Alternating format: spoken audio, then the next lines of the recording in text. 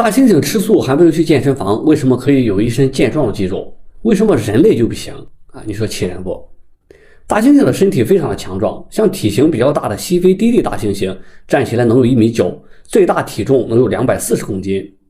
那我们最熟悉的银背大猩猩，随随便便拉个过来啊，都能举起800公斤的重量。那相比之下，人类的极限500公斤能拉出鼻血啊，估计再减持一下人就走了啊。还有大猩猩的奔跑速度最低每小时32公里，手臂跨度2.3到2.6米，咬合力每平方英寸600公斤。那他们的重心很低，非常的灵活。如果让世界上最强的人和大猩猩打一架，肯定打不过。但你可能不知道的是，大猩猩其实是一个食草动物，性格还比较温顺，它不会主动攻击别人，除非自己的领地还有生命受到了威胁。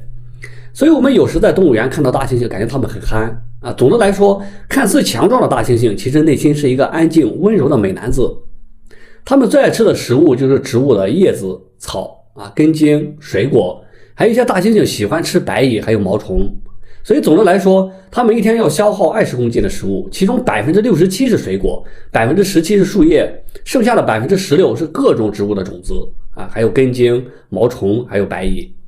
可以看出，他们吃的东西并不是高蛋白的食物，而且黑猩猩本身也不用做任何的专项训练，他们身上的每一块肌肉都很发达，全身的线条非常的完美啊，这是为啥？为什么我们人类就不行？原因就在他们的肚子里。任何种类的大猩猩，它们都有一个非常大的肚子。跟人类不同的是，人的肚子上囤了很多很多的脂肪，大猩猩的脂肪却很少。那它的肚子之所以这么大，是因为它的消化系统非常发达。大猩猩的胃非常的庞大，肠道也很长，可以很好的发酵食物。肠道中特有的细菌可以把植物中的纤维素分解掉，然后分解出来的蛋白质，然后释放出来的蛋白质就会被黑猩猩吸收。当然还有一些其他一些的营养物质。所以说，黑猩猩的肠道本身就是一个非常高效的蛋白质工厂，而且他们每天的活动量总的来说比我们普通人要大得多。你看，他们整天在爬树，在奔跑，所以四肢的肌肉还有胸肌都特别的发达。而且他们经常用四肢走路的话，就可以很好的锻炼这个腰腹的力量，对吧？因此，大猩猩就形成了非常高的肌肉量和健壮的身体。但我们人类不能消化植物粗糙的纤维素，这些纤维素其实就是葡萄糖分子组成的长链，非常的坚固，也是植物细胞壁的成分啊。所以我们只能吃一些含有淀粉的食物，比如植物的种子、果实，然后在体内将淀粉转化成可以直接被人体吸收的糖类，这样就造成了我们身体内制造蛋白质的能力大打折扣。所以我们就需要从外界获取更多的蛋白质，这就是为啥我们要经常喝牛奶、吃鸡蛋、吃肉的原因。不过我们还是会摄入一些这个植物纤维的，虽然我们消化不了它们啊，但是植物纤维对人体没有伤害，吃进去以后又会排出来，而且还能清理肠道，有助于粪便的形成。